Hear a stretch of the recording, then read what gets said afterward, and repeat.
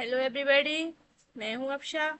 आज की वीडियो में मैं आपके लिए लेकर आई हूं मध्य प्रदेश न्यायालय अधिनियम, विशेष न्यायालय अधिनियम 2011। ये जो कि एनपीईटीपीओ का ही सब्जेक्ट है। ये चलिए इसको देखते हैं। सबसे पहले हम शुरुआत करते हैं। एक्ट नंबर है 8 और इसके इनफोर्स प्रेसिडेंट के इसमें सिर्फ 3 डेटें हैं। पहली तो है 7 फरवरी, जो कि प्रेसिडेंट के इनेक्टमेंट की डेट है, प्रेसिडेंट के साइन की। और है 15 फरवरी और 10 फरवरी। तो ये 3 डेट है। 10 फरवरी को जो कि ऑफिशियली ये स्टेट में आया, और 15 फरवरी को ये पूरी तरीके से स्टेट में लागू हुआ। ठीक है, तो ये डेट आपको याद रखनी है, 7, 10, 15। ओके, तो ये 3 डेट बहुत ही ज्यादा इम्पोर्टेंट है, जो कि एग्जाम में आती हैं। तो इनको हमें याद रखना है कि प्रेसिडेंट की एसेंट जो है इसको मिली 7 फरवरी को, और ये इनेक्ट हुआ 15 फरवरी को, और इन्फोर्स में पूरी तरीके से इन्फोर्स में जो है 15 फरवरी को आया। ठीक है, तो इसके चलिए देखते हैं। इसके जो के टोटल चैप्टर कितने हैं। टोटल चैप्टर जो कि 4 है, टोटल सेक्शन 26 है। इसके एक्सटेंड की बात की जाए तो पूरे मध्य प्रदेश में है। और अधिनियम के उद्देश्य की बात करें की जाए तो अपराधों के कतिपय और उच्चारण के लिए, और इस एक्ट के जरिए हमने शीर्ष न्यायालयों को की बात करते हैं। इससे जल्दी से विचार हो सके, स्पीडी ट्रायल। ठीक है, तो आइए इसके आगे बात करते हैं एक्ट की बेसिक स्ट्रक्चर की। ठीक है, सबसे पहले तो चैप्टर 9 की बात करेंगे। 2 सेक्शन है इसमें, वन में 1 और 2। ठीक है, सबसे पहले सेक्शन 1 हमें बताया जाता है संक्षिप्त नाम विस्तार प्रारंभ। संक्षिप्त नाम क्या है। मध्य प्रदेश विशेष न्यायालय अधिनियम, साल संपूर्ण मध्य प्रदेश में इसका विस्तार, वोल ऑफ एमपी। और ये किस तारीख को प्रबत हुआ। राज्य राज्य सरकार के माध्यम से ये लागू होता है। जो डेट है 15 फरवरी 2011। सेक्शन 2 हमें डेफिनेशन क्लॉज की बात करता है। देखिए, डेफिनेशन क्लॉज ये दे रखी है। सबसे पहले बात बात आते हैं। देखिए, सबसे पहले बात करता है एक्ट की बात करता है, एक्ट के बारे में। तो यानी कि अधिनियम की, जब सेक्ट के कहीं पे भी अधिनियम के वर्ड जो डिफाइन किया गया है वो एक्ट वर्ड ही होगा। ठीक है, उसका मतलब माना जाएगा अधिनियम। भ्रष्टाचार अधिनियम की धारा करप्शन एक्ट 1988। ठीक है, सेकंड है अथोराइज ऑफिसर, यानी कि प्राधिकृत अधिकारी। प्राधिकृत अधिकारी से तात्पर्य है सेक्शन 14 के हाई कोर्ट द्वारा कोई अधिकारी या सेशन जज या एडिशनल सेशन जज या सेवक अधिकारी है या अपर सेशन न्यायाधीश रह चुका है। ठीक है, फिर तीसरी डेफिनेशन होती है कोर्ट के बारे में, जो कि 2C में हमें कोर्ट मिलता है, यानी कि सीआरपीसी में बात कर रहे हैं, जो सीआरपीसी में वर्ड दिया गया है। ठीक है, जो कि सीआरपीसी की 1979 में है। फिर हमें मिलता है डिक्लेरेशन, घोषणा। घोषणा से क्या तात्पर्य है। घोषणा से तात्पर्य है किस सेक्शन 5 के अधीन की गई घोषणा मान्य होगी, इस पर कोई इवन अन्यथा कोई अपना सेक्शन 13 सब सेक्शन 1 की ई में वर्तित जो क्लॉज में जो ऑफेंस है वो ऑफेंस और जो आईपीसी में प्रोवाइड किए गए हैं वो सारे ऑफेंस इस एक्ट के पर्पज से माने जाएंगे। ठीक है। इसके बाद 2F में बात डेफिनेशन मिलती है विशेष न्यायालय की। स्पेशल कोर्ट, स्पेशल कोर्ट से क्या तात्पर्य है? सेक्शन 3 के अकॉर्डिंग देखिए,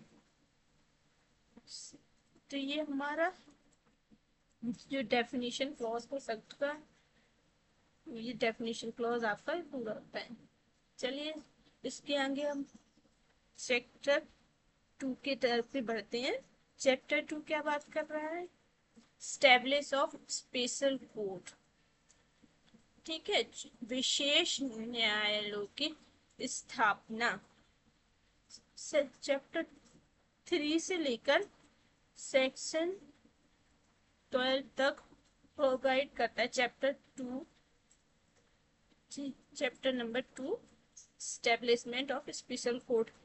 तो विशेष न्यायालयों की स्थापना के बारे में सेक्शन 3 में दिया गया है। सेक्शन 3 बताता है बड़े विचार करने के लिए राज्य सरकार स्पेशल कोर्ट को एस्टेब्लिश कर सकती है, ऐसा सुनने को मिलता है इसमें। जो स्पेशल कोर्ट होंगे उनके अध्यक्षता कौन करेगा? उच्च न्यायालय की सहमति से राज्य सरकार जिस भी न्यायाधीश को ऑथराइज करता है, जो भी इस न्यायाधीश होता है स्पेशल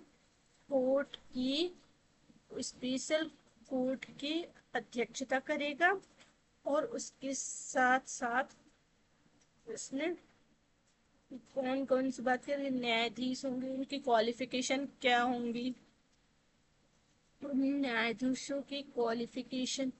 दो चीजें हमें इसके अंदर याद रखनी है। नंबर 1, उच्चतम न्यायिक सेवा का सदस्य हो वो बन सकता है। दूसरा दूसरा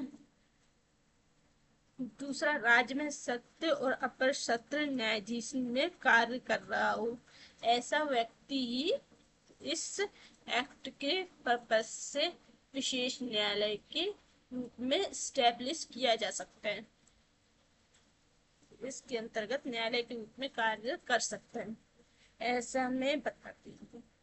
इसका अगर हम बात करें सेक्शन 4 की, सेक्शन 4 हमें क्या बताया था? विशेष न्यायालय द्वारा मामलों का संज्ञान। स्पेशल कोर्ट मामलों का संज्ञान दो तरीके से लेगी। एक तो कब लेगी?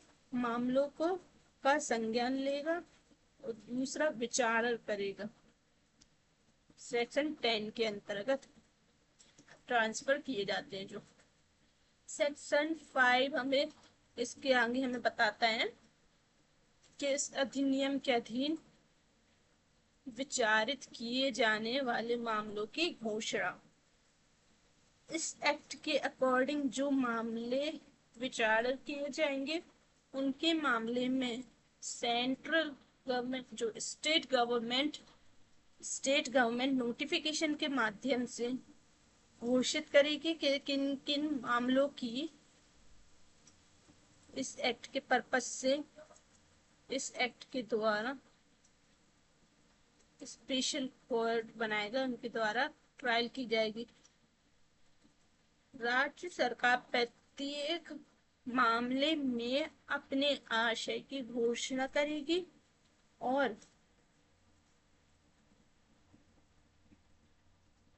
सेक्शन 5 का सब सेक्शन 2 बताता है कि ऐसी घोषणा को जो किसी भी न्यायालय में प्रश्नगत नहीं किया जाएगा। सेक्शन 6 हमें बताया गया है घोषणा का प्रभाव क्या होगा। घोषणा का प्रभाव ये होगा कि अभियोजन सिर्फ विशेष न्यायालय में सेशन किया जाएगा। इस तरीके के जितने भी मामले होंगे विशेष न्यायालय देखेगी। उसके साथ साथ घोषणा से पहले ही अपराध अभियोजन के अभियोजन किसी न्यायालय में संस्थित कर किया जाता है तो मामला जैसे ही उसके द्वारा घोषणा होती है उस स्पेशल कोर्ट को ट्रांसफर कर दिया जाता है। ऐसा ये हमें इसमें मिलता है। सेक्शन 7 आपको बताएगा अपराधों के विचारण के बारे में विशेष न्यायालय के अधिकार। तो मुख्य आरोपी उससे सुसंगत और भी जो व्यक्ति हैं जिन्होंने अपराध में दुष्प्रेरण किया हो, षड्यंत्र किया हो, दुष्प्रेरक थे, षड्यंत्रकर्ता थे, उन सभी का विचारण भी एक साथ किया जा सकता है। ये इस सेक्शन में बताते हैं। ठीक है। सेक्शन 8 हम बताता है विशेष न्यायालयों की प्रक्रिया की शक्तियां। विशेष न्यायालय विशेष प्रक्रिया की अनुसरण करेगा। इस मामले में वारंट मामले की प्रक्रिया कौन सा करेगा, इसके बारे में सीआरपीसी के सेक्शन 230 238 से लेकर 250 में जो प्रोविजन होते हैं। विशेष न्यायालय के समक्ष जो कार्यवाहियां होंगी, संचार करने वाला जो अधिकारी होगा तो वो अधिकारी लोक अभियोजक समझा जाएगा और दंडादेश जो है कौन सा पनिशमेंट दे सकेगा इसके बारे में ये सेक्शन हमें 8 बताती है। तो कोई भी दंड दे सकता है तो वह अपराध है। इसके साथ साथ सेक्शन 9 की बात की जाए तो सेक्शन 9 क्या कहता है, विशेष न्यायालयों के आदेश के विरुद्ध अपील। तो जब भी स्पेशल कोर्ट जो कंडक्ट करेगा उसके आदेश की अपील किसके द्वारा होती है, किसके पास होगी, इसका हमें इसको अपील हमेशा ही हाई कोर्ट को होगी। कितने समय के अंदर होती है अपील, 30 दिन के अंदर। ठीक है, ये हमें याद रखना है कि 30 दिन के अंदर। तो पर्याप्त कारण अगर आपके पास है तो 30 दिन के बाद भी आपकी अपील एंटरटेन की जा सकती है। ठीक है। सेक्शन 10 बताता है मामलों का स्थानांतरण। तो हाई कोर्ट के पास पावर है एक विशेष न्यायालय से दूसरे न्यायालय को मामला ट्रांसफर कर सकती है। तो ऐसे सेक्शन 10 में हमें मिलेगा। सेक्शन 11 की बात करते हैं। सेक्शन 11 विशेष न्यायालय की विचारणा स्थगित करने के लिए बाध्य नहीं है। ठीक है। तो किसी भी विचारण क्यों स्पेशल कोर्ट जो है किसी भी विचारणा को स्थगित नहीं कर सकती, लेकिन लेखबद्ध किए जाने वाले कारणों से उसको स्थगित करेगी अगर वह उसे दिनपत्य कार्यवाही ना होगी और मामले को 1 वर्ष के भीतर निपटाना होगा जिस दिन से उसने मामले का संज्ञान लिया है। ठीक है। उस दिन से या फिर उसको मामला ट्रांसफर कराया उस दिन से। आपको आपको लिमिट बहुत अच्छे से याद रखना चाहिए कि लिमिट कहाँ से स्टार्ट होती है।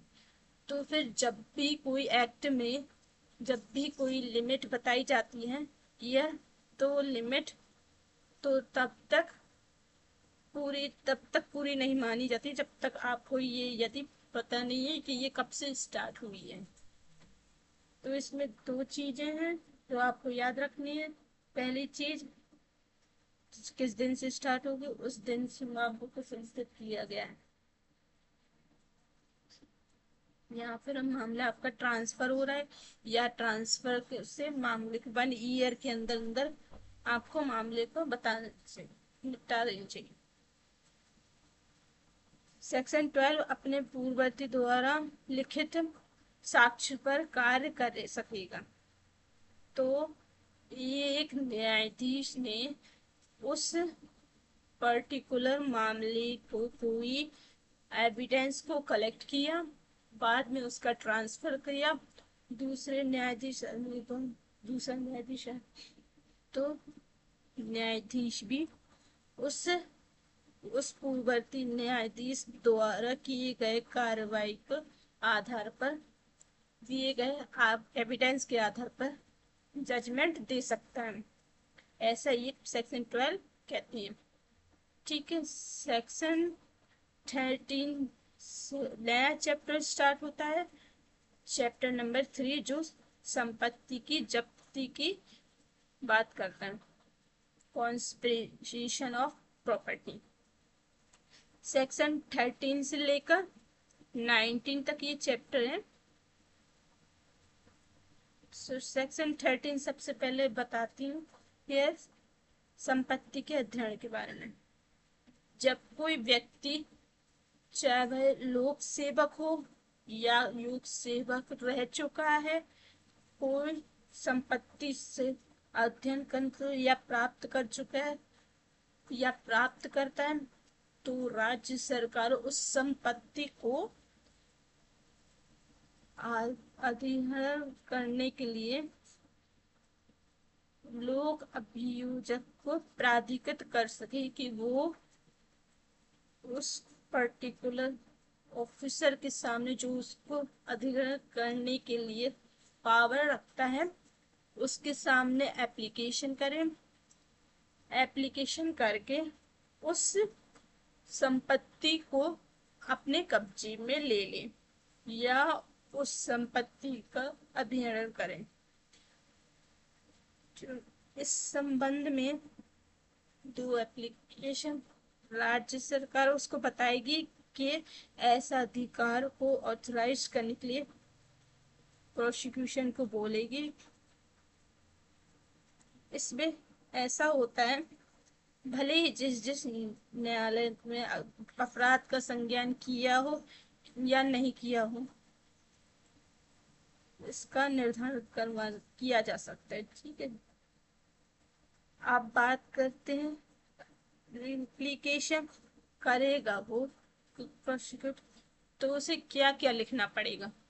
एक है संपत्ति का संज्ञान करने पड़ेगी उसको।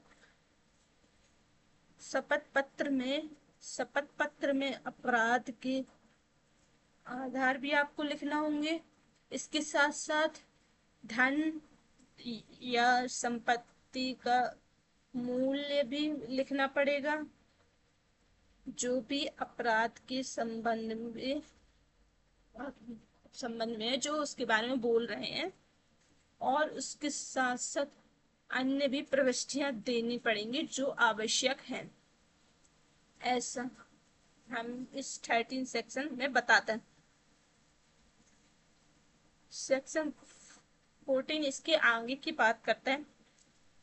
सेक्शन 30 में जो हमने एप्लीकेशन कर दी उसका प्रोसिक्यूटर, तो उनके पास जो एप्लीकेशन करोगे तो उसका आधार दिखाएंगे। अगर प्रोसिक्यूट करोगे तो अधिकारी क्या करेंगे, सबसे पहले प्राधिकृत अधिकारी एक सूचना उस व्यक्ति को भेजेगा जिसके खिलाफ आपने अभियोजन पेश किया। उस व्यक्ति को बुलाया जाएगा। उस सूचना में कितने दिन के भीतर, 30 दिन के अंदर, 30 दिन से कम का नहीं होगा उसका कार्य। उसके अपने आय के बारे में, कार्य के बारे में बताया जाएगा।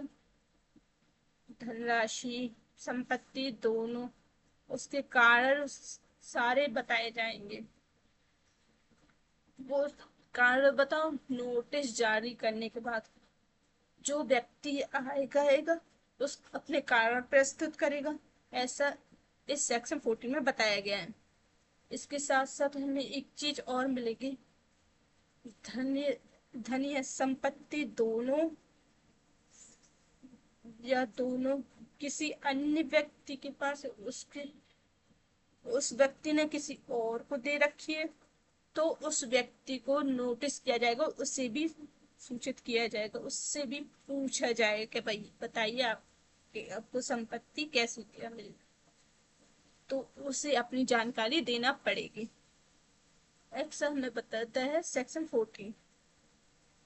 सेक्शन 15 बताएगा मामलों में संपत्ति का जब्ती, कतिपय मामलों में संपत्ति का बयान। 14 की सूचना के पश्चात सुनवाई का अवसर देने के बाद उस अधिकारी को प्राधिकृत अधिकारी को इस मसले में पहुंचता है कि क्यों कि प्रॉपर्टी का अध्ययन कर लिया जाए, तो वह बयान कर लेगा, ऐसा सेक्शन 15 बताता है। सेक्शन 15 के सब सेक्शन 5 आपको याद होने चाहिए। इसको संपत्ति प्राप्त किए जाने के 6 माह के भीतर अब निपटाना होगा मामले को। 6 महीने, ये आपको बहुत इम्पोर्टेंट है, ये याद रखना होगा। इसकी सेक्शन 16 बताते हैं कि जब हमने सेक्शन 14 के अधीन नोटिस जारी कर दिया, तो उसके बाद आपने आपने प्रॉपर्टी को ट्रांसफर कर दिया था और ट्रांसफर शून्य होगा, ऐसा माना जाएगा। और एक सेक्शन 15 के अधीन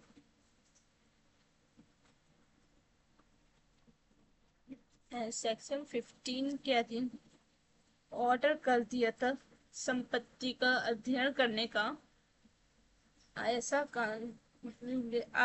फिर भी आपने प्रॉपर्टी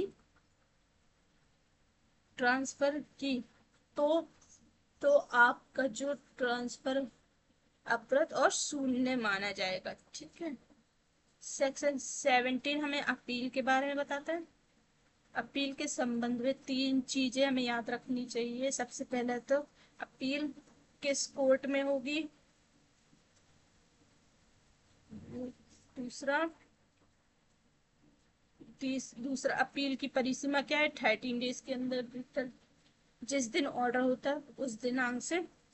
तीसरा, अपील का निपटारा केस किए जाने से 6 महीने के भीतर भीतर, ठीक है। सेक्शन 18 बताता है कब्जा लेने की शक्ति क्यों। सेक्शन 18 में है कब्जा लेने की शक्ति। प्राधिकृत व्यक्ति से आदेश के दिनांक से 30 दिन के भीतर प्राधिकृत अधिकारी किसी अन्य व्यक्ति को कब्जा देने के लिए बाध्य होगा, यदि आपने उसका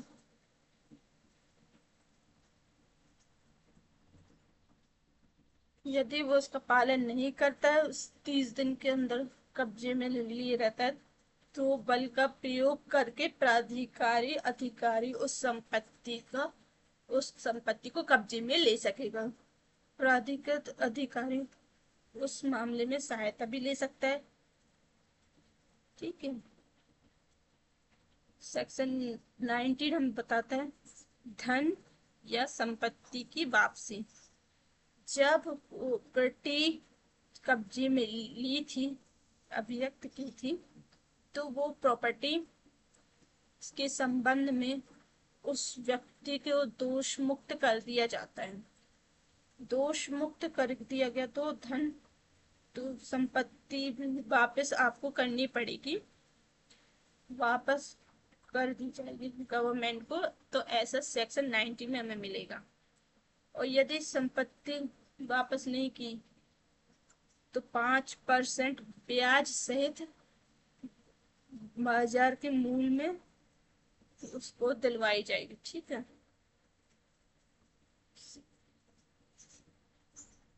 इसके बाद चैप्टर नंबर 4 मिसक्लेनियस मिलता है, सेक्शन 20 से लेकर 26। 21 हमें बताता है, 20 में बताता है सूचना के आदेश में आदेश या त्रुटि के लिए विधिमान नहीं होना। इसमें क्या रखा है, सेक्शन 20 में जब किसी विवरण में सूचना हमने दी, सूचना में या फिर आदेश जो हमने किया उसके जो उसमें जो अविधि मान्यता हो जाती है या त्रुटि हो जाती है, तो उसके कारण वो आदेश सूचना अविधि मान्य नहीं समझी जाएगी जब उस सूचना के माध्यम से ऐसा स्पष्ट हो सकता है कि पर्टिकुलर सूचना हमारे बारे में नहीं है, या आदेश में स्पष्ट है कि आदेश किसके संबंध में है। तो आप तो जो कार्रवाई जो अवैध मान्य समझी जाएगी। 21 हमें बताता है अधिनियम के अन्य विधि के अंतर्गत होना। तो ये एक्ट है, वो एक्ट किसी अन्य लॉ में प्रोविजन किए गए उसके अतिरिक्त लागू होगा, अतिरिक्त होगा। ये लॉ अपने आप में एब्सोल्यूट माना जाएगा। सेक्शन 22 अन्य कार्रवाइयों पर रोक। तो सेक्शन 9, 17 और 15 के अधीन रहते हुए अन्य कोई कार्रवाई नहीं चलाई जाएगी, ऐसा सेक्शन 22 में देखने को मिलता है। सेक्शन 23 सद्भाव में की गई कार्रवाई का संरक्षण। इस एक्ट के पर्पस से जो भी कंपटीशन है, जो भी उस आशय है, वो सद्भाव के ऊपर कार्य करते हैं, उनके ऊपर कोई भी कानूनन कार्रवाई, कोई भी दावा नहीं किया जाएगा। ऐसा इसमें प्रयोजन कार्यरत करने के लिए आवश्यक समझे। ठीक है, इसमें 23 में संरक्षण देता है। 24 हमें बताता है नियम बनाने की शक्ति। 24 तो स्टेट गवर्नमेंट इस पर से लोग गवर्नमेंट को जो पावर है, इस गवर्नमेंट का सही तरीके से क्रियान्वयन हो सके, इसके लिए लॉ बना सकता है। और रूल बनाने की शक्ति किसके पास है, राज्य सरकार। 25 बोलता है अधिभावी प्रभाव, ओवरराइडिंग इफेक्ट। इस एक्ट का ओवरराइडिंग इफेक्ट है जब भी कोई चीजों में असंगति आएगी तो इस एक्ट के रूल प्रभाव में रहेंगे और यह मान्य होगा। सेक्शन 26 बताता है कठिनाइयों को दूर करने की शक्ति। कठिनाइयों को दूर करने की शक्ति स्टेट गवर्नमेंट के पास है। इस एक्ट को जब लागू किया गया था तब से कोई लाभ करने में कोई कठिनाई आती है तो 2 वर्ष के भीतर जितनी भी घटनाएं आएंगी उनके संबंध में 2 वर्ष के अंदर अंदर उनको दूर कर सकती है, गवर्नमेंट को ऐसी पावर है। ठीक है, तो ऐसा 26 में बताया गया है। तो ये हमारा एक्ट कंप्लीट होता है। आज की वीडियो में हमने मध्य प्रदेश लॉ विशेष न्यायालय अधिनियम के बारे में समझा। अगर इस तरह की वीडियो और भी चाहते हैं तो मुझे कमेंट करके बताएं, मैं और भी ऐसे लोकल माइनर एक्ट